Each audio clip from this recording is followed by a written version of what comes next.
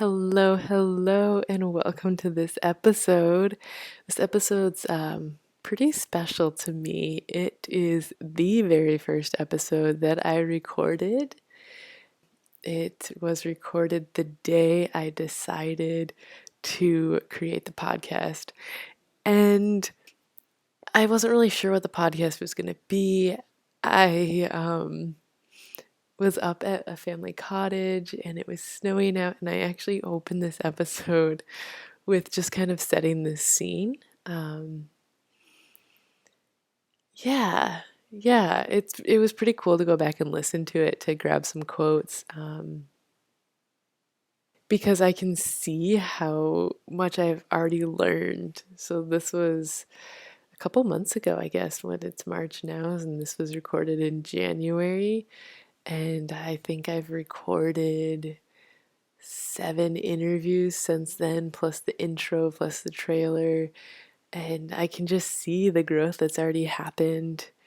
So be gentle on this episode. The sound is all over the place. I'm like quiet and then I'm loud, and honestly, I don't know how to edit that, and I don't have time to figure it out this week. But it's just me sitting and talking about my experience with relationships. I'd say it starts a little bit slow, but there's some good nuggets in there, and I would love to hear your thoughts and feedback after listening to the episode. If you have, similar situations or lessons or anything really, anything that speaks to you and makes you want to share, or just sharing your experience, send me a message on Instagram or Facebook, and I'd love to chat. So I guess without further ado, here is the very first episode. Hello, everybody. Thank you for joining me today. Let me just set this scene for you. I am sitting on the ground in front of sliding glass doors, and outside I'm looking at the ground blanketed in snow, trees covered in snow. It's been snowing for a couple of days now, so they're just like picturesque, perfectly draped in snow, both evergreens and the other types of trees. Whatever those are called, I should know this. And the snow it's snowing, so the sky is gray. Everything's kind of the same color.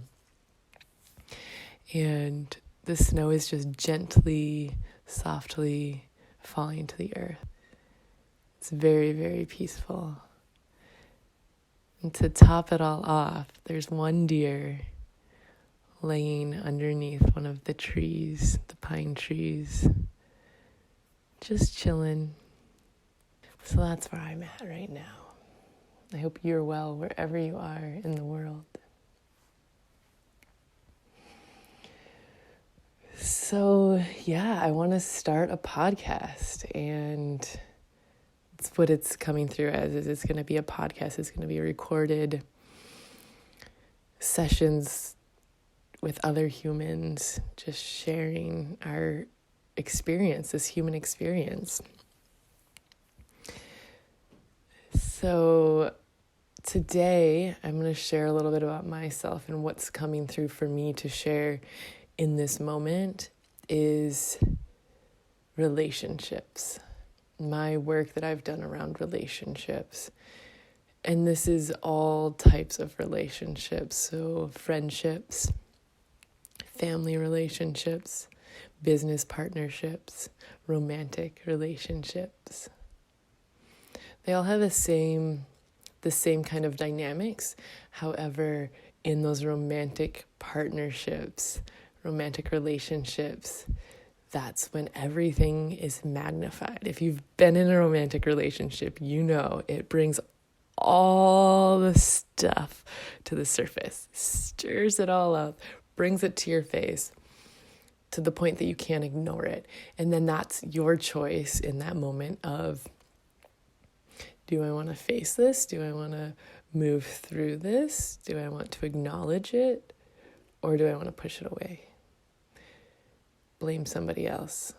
Pretend it's not happening. Run away.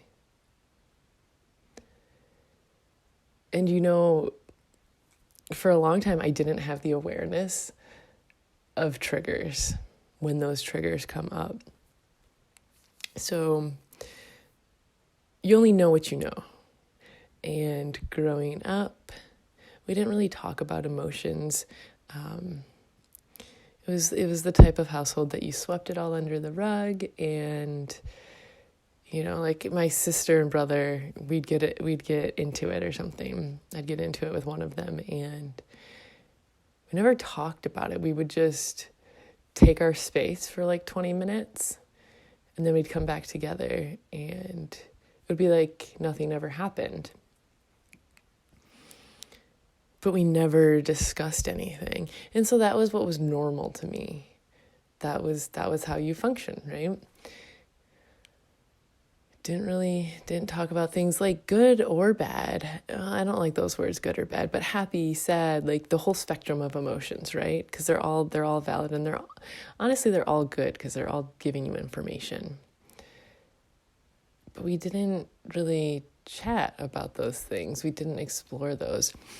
So it wasn't until I was in my early 20s, and I moved to Aspen. I lived in Aspen for years, and I met my dear friend Lisa. And I remember vividly being in her house, this beautiful like outhouse at Paul Soldner's place in Aspen. He's a ceramicist. Anyways, his place is cool. I digress. But I was standing in her kitchen with her and sharing about a relationship that I was in, and it was really emotional for me, and I was crying. I was at a challenging point in my life in general, so this wasn't all related specifically to the relationship, but I guess it had a lot to do with my relationship with myself as well. So sharing with her and crying, and she's holding space for me. And after, she thanked me. She said, "Thank you. Thank you for sharing." And oh my gosh, that blew my mind. I could not believe that somebody was thanking me for essentially taking up space.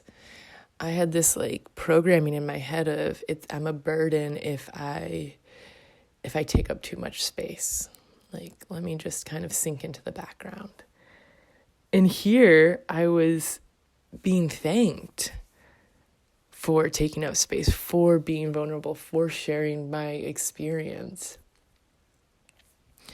And it was such a beautiful moment of realization. Like, the light bulb went off. Like, oh my gosh, it's okay to share, and to share all experiences, the whole spectrum. It's okay to be extremely excited about something that happened, and to share that, and to let people see you in that. And it's okay to share pain and struggle and allow people to see you in that. And not only just to allow people to see you in that, but to allow them to hold space for you, to trust them. And that's not to say that you would go and do that with just anybody, but, you build relationships with people, and there are the right people to do that with. And if you do it with the wrong people, then you realize that they're not your people. So, win-win either way. You either get that space held for you and you realize it's okay, which then starts to break down the previous ideas and notions of what is acceptable. Starts to break down all that programming of, for me at that point, it was decades of programming. So that was a big pivotal moment. That was in my early 20s. And I think since then, that was kind of the start of the journey of self-discovery. It was like the scratching at the surface, like, okay. And, throughout my 20s, lots of lessons. I went through a period where I was really, really depressed and ended up realizing that I wasn't following my heart or being true to myself. But let's save that for another day. That can be a whole nother episode. So let's get back to relationships. In my relationship, so I didn't start dating until I was in my early 20s in college. I had crushes on boys, and I think my first crush was like 6th grade and through high school. But back to like the not expressing myself and not sharing, and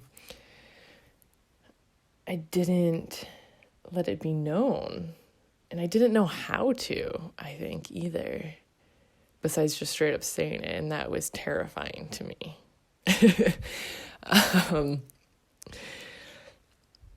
Yeah.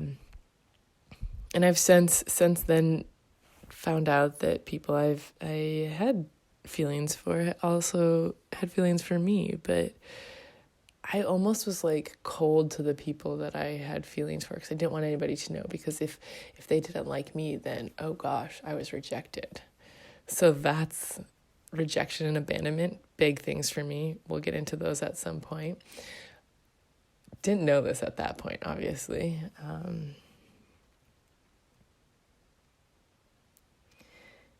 So I didn't start dating till I was in my early 20s in college.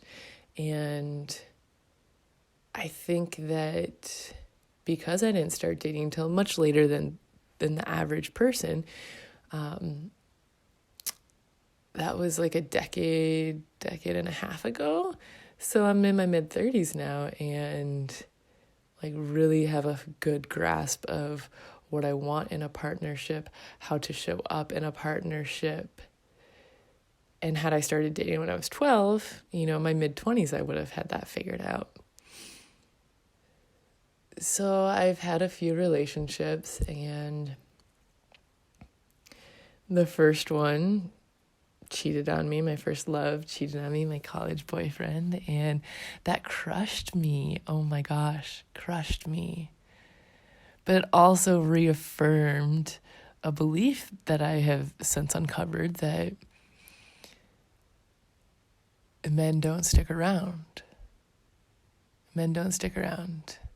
My dad and my mom and my dad divorced, and my dad was in the military, so he was all over the place. We never lived in the same place, and his schedule was very erratic, I guess. It wasn't consistent, so there wasn't regular visitation, which sounds horrible that you get visitation with your parent. There wasn't regular time with my dad, regular time that I got to see him. It was always kind of last minute, or, hey, you're going to go now. In a week, you're going to go with your dad. And it was like a week here, a weekend there. So I had this deep-seated belief that if, I love a man's not going to stay around. Because that's where we learn our relationship with the masculine, is through our father or our male caregiver. And same with the feminine, is through our female caregiver as we grow up. So that just crushed me, and this person cheating on me crushed me and reinforced this idea that men can't be trusted, they're not going to stick around. And then my next relationship, I had a long-term 7-year relationship, and I took my baggage into that. I took the baggage of not trusting because of what happened in my previous relationship into this new one, and that that wasn't fair. You know, he didn't need to pay for that.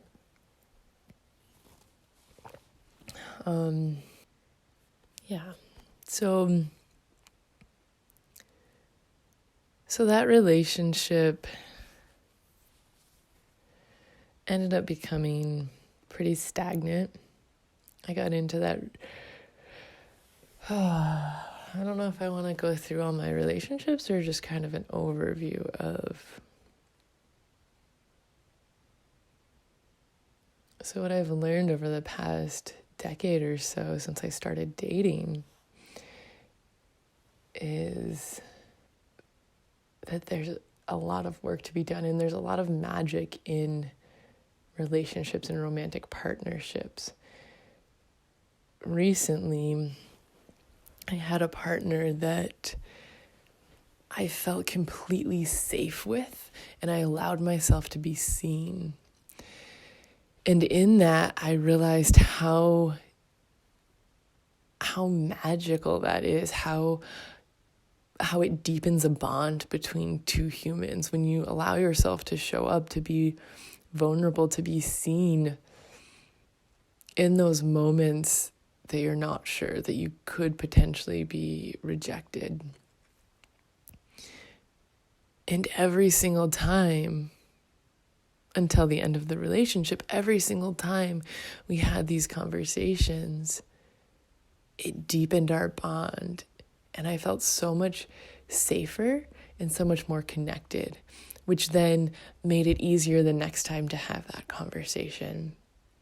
And I am forever grateful to this human because he opened that in me. He's the first human I ever was completely vulnerable with and allowed myself to be seen. That was at 33 years of age 34 years of age that I allowed that. And it has to do with the partner I was with. It has to do with where I was at in my journey. So prior to dating him, I dated a man that I was all about, like full on, I'm in, I want this. And he was unavailable. And I didn't allow myself to be seen, to have those conversations in this short relationship because I was still scared. I was still working from that programming of growing up of, don't take up too much space. And so what I noticed happening in this short relationship was that I would feel insecure about something, and instead of having a short, brief, minute-long conversation, so instead of having this short conversation, I would internalize and create stories in my head and build this divide between us with that. So an example would be he always paid for things, and because money was more of a scarcity for me, I felt bad. I felt bad that he was paying for everything. And so instead of just having, I would make myself pay. And that was emasculating him. That was taking his masculinity away from him. And in hindsight, I realized, I could have just had a very brief conversation. The next time we were out and he went to go pay the bill, I could say, hey, I really appreciate that you pay for things, that you pick up the check. I want you to know that I don't expect it and I appreciate it. And is this something you want to do? I'm happy to pick up the check from time to time. Or I'm happy to pick up the check today. And let him speak instead of me creating stories in my head of, I need to do this. If I don't do this, then blah, blah, blah, blah, blah. Or even I could have sent him a text message like, hey, I really appreciate you pay for things, but I want you to know it's not expected and I'm happy to pay for things. Just want to know where you stand or what you think.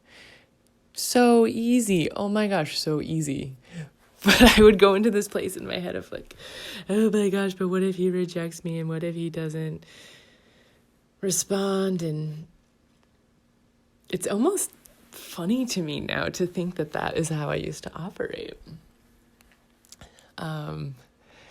So when this ended, this was the first human that I was fully like in. I was like ready. I saw the future. I thought he was my human. And he was completely unavailable and told me that, but no, I didn't want to listen to that because I saw it. I felt it. So when I was rejected by him, that was really hard. And in reflecting on that relationship, I realized that what was so challenging about it, why it was so hard to let go, is because I was rejected on not even my true version of me. I was rejected for this shell of who I truly am. And this had been a pattern up to that point that like I'm fully like in my feminine, in this full fun-loving human that is just easygoing and laid back and like goes with the flow and is comfortable and speaks her mind. I am like the true version like of myself. That's who I feel I truly am. That's who I want to embody more. And so when the feels come in, then I start to question. I get anxious. I want to control. Or I did do this. And all that does when I try to control, when I try to make things go my way, I suffocate life. I suffocate the relationship. And it dies because nothing can survive like that, right? Like we need to love so that both people feel free to be exactly who they are and seen and accepted in that. So trying to control anybody, I don't want to be controlled. I would walk away too, like, and I have. So the end of this relationship was really, really, really challenging for me, but also really beautiful because what it did is it broke me open. It completely broke me open. My heart was exposed. And then I was left to put it back together myself. And in that, there was a lot of self-reflection. Therapy as well. And I basically got to this point where I was like, I am sick of my own shit. I do not want to operate like this anymore. And it's interesting because in this short-term relationship, I saw myself. It was the first time that I was able to observe myself. So I was able to observe myself doing these things. And it was like watching a train wreck. Like I was watching it and I knew I shouldn't be doing the things I was doing, but I couldn't stop. It was like trying to like ease my anxiety. Instead of like, don't text him, like just go and do your thing and live your life. Oh no, I would like anxiously text. And people feel where that's coming from. They feel that. So this relationship ended, crushed me, heart broken open. I'm fucking sick of my shit. I am sick of this pattern that I've been reenacting and reenacting and reenacting. What do I really want? How do I want to show up? How do I want my partner to show up? And I had to get real with myself because a lot of it was on me. A lot of it was on me. And don't get me wrong, I struggled and tried to get his attention. All the while, all I'm doing is pushing him further away because nobody wants somebody that's needy or that doesn't have self-respect. And I didn't really respect myself at that point because he clearly did not want to be with me, and yet I still tried to make something happen. Now, no thank you. Okay, peace, goodbye, well wishes. So I was sick of my shit. So I did a lot of personal work and So I did a lot of personal work and I made a commitment to myself. That if I'm going to be rejected, I will be rejected for me, for all of me. I'm not going to hide. I'm not going to walk on eggshells. I'm going to own it. I'm going to own me. And if you want to be around that, if a human wants to be around that and they like that, awesome. And if they don't, do my best to not take it personally. It's okay. It's okay. And why not find these things out sooner rather than later? I don't want to waste a year, 2 years of my life. Let me be me from the beginning. And if you can't handle it, better to find out in a week or a month. So going into this most recent relationship I was in, it was so different in such a beautiful way. He's the first man I've dated that was really truly a true masculine man. And fully knew who he was and in his power and didn't compromise on things in the sense of knew what his non-negotiables were and knew what he wanted and he spoke it. He had emotional intelligence and he helped me work through a lot of things, for instance, if something came up and I something was clearly bothering me, he would ask, what's going on? How are you? Or what's up? And I'd be I'm fine. But he wouldn't take that as an answer, right? He's no, something, I can see something's up, what's on your mind? And then because I knew he cared enough to, one, just see the fact that something was going on, and two, to ask the question, I felt safe to begin to share.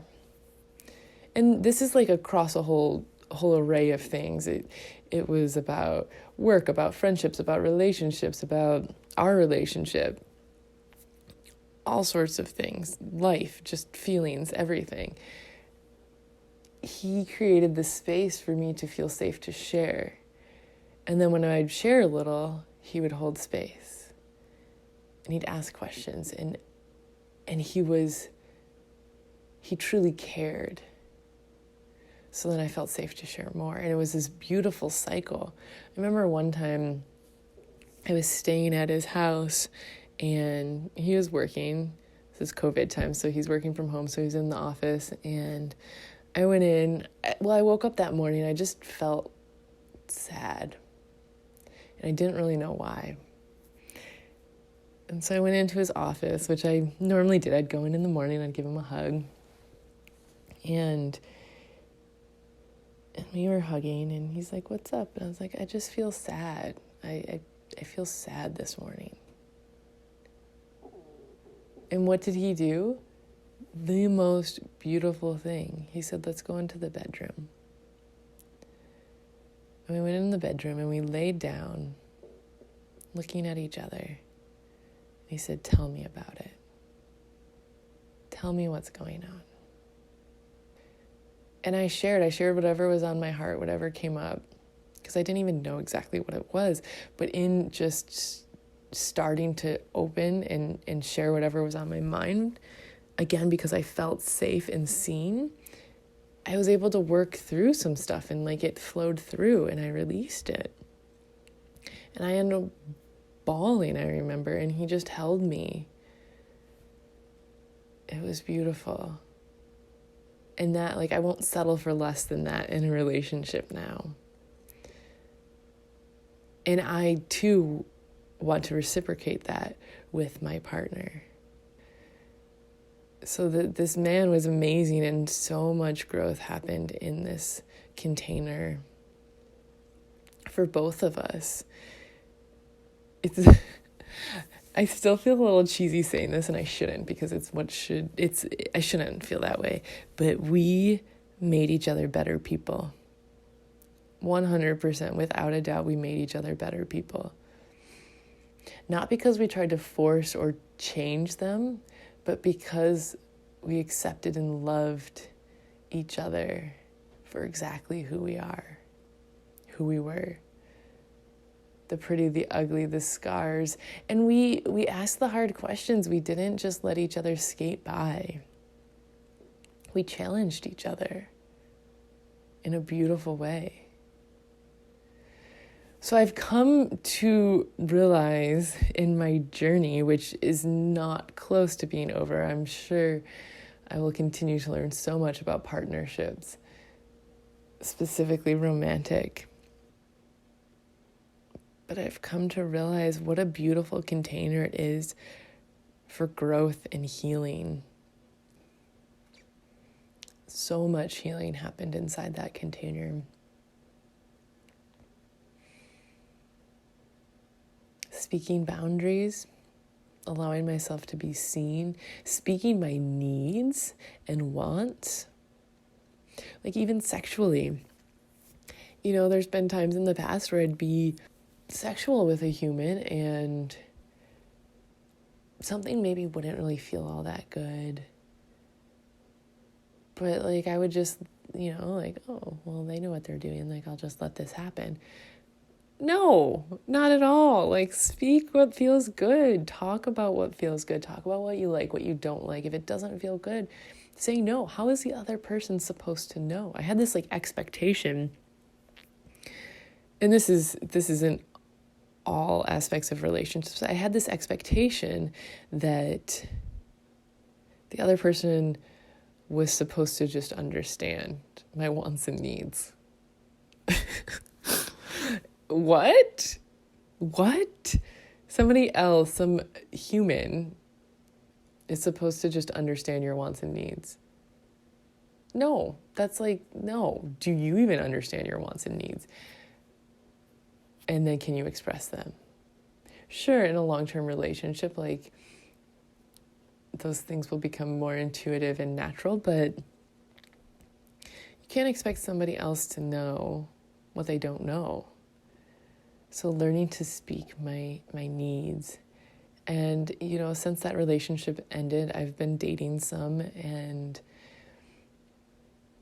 I'm allowing myself to be much more just free and me. And this is it.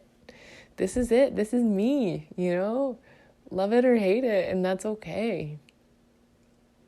That's okay.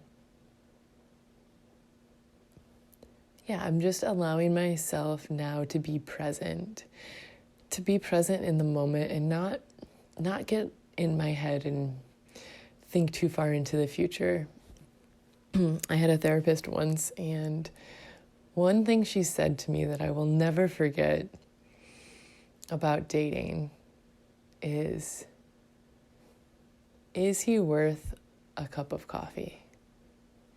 Is he worth another hour of your time? Be present.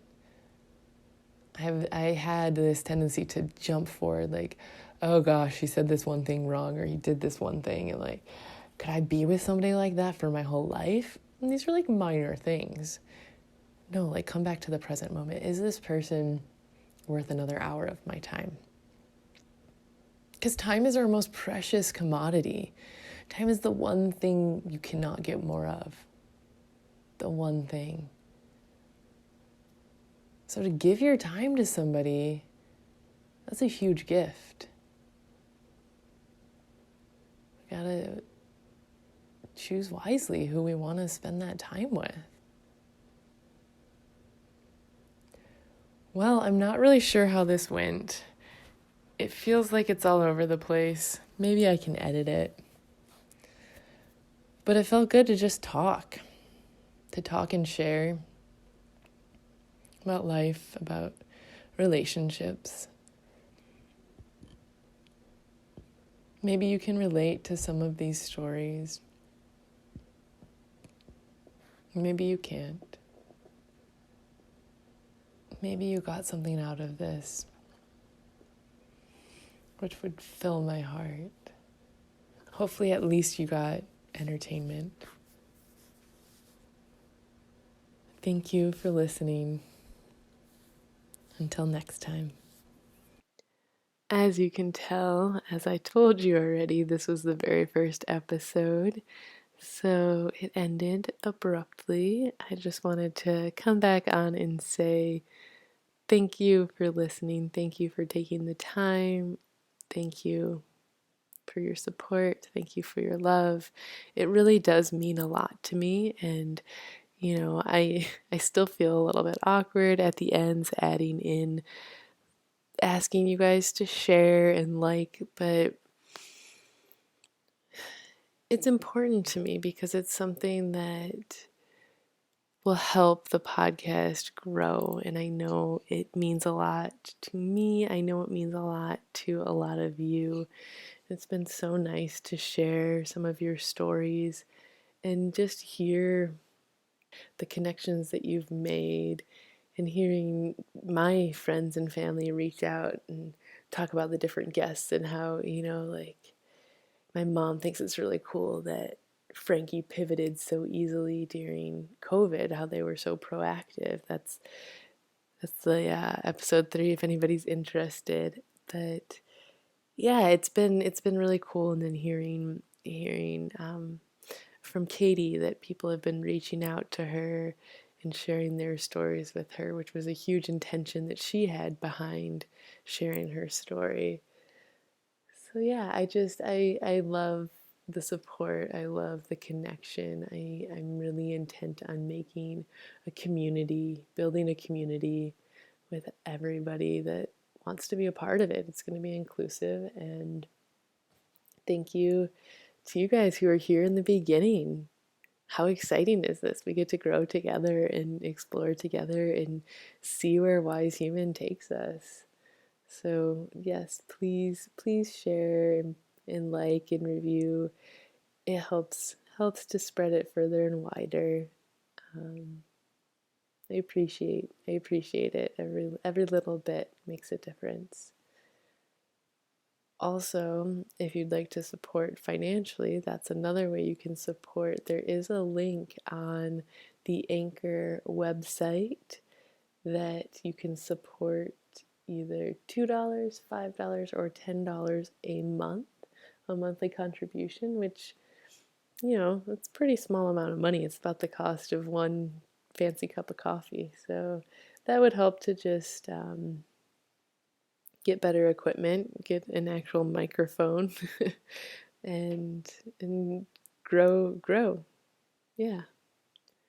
Maybe do some ads eventually. We'll see. We'll see how it pans out. But any support financially, word of mouth, being on the podcast, it's all very much appreciated. I love you all, and we'll see you next week.